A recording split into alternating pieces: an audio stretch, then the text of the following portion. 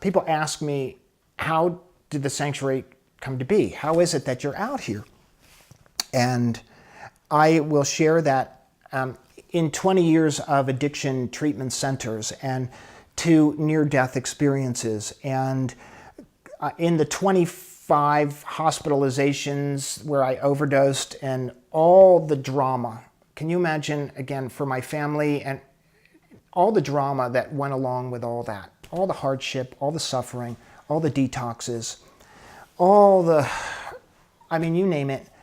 And I went through it, just like so many people watching this video.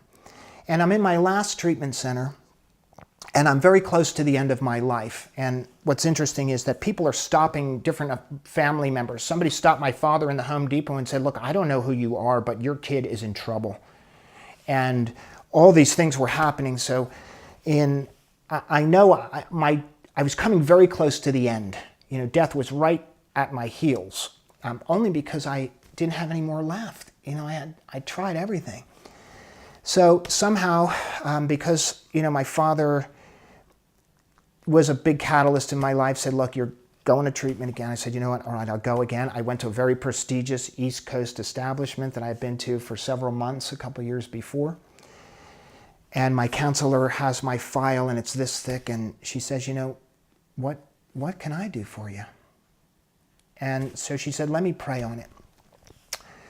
So they sent me to a place in Arizona, and I agreed to go just because I had nothing else to do. And it was a very difficult behavioral modification place, which I had been in many of those, and sort of like a hard-nosed place. And I already knew that I felt bad about myself. You know, I didn't need anyone to reiterate how miserable I was and how suffering I was and how bad I felt about myself. And while I was in this place, and again, I was doing all the work just like in every other treatment center, you know, the same first step package that I got, you know, however many times and so forth. And then all of a sudden, it started to occur to me that something else needed to happen, that there was no healing going on. And one thing that God or the universe or creator or higher power gifted me in this whole process was the gift of attention. When I went to treatment the first time, I wanted to get well so badly, I paid attention to every word that everybody said, and I did at every treatment center.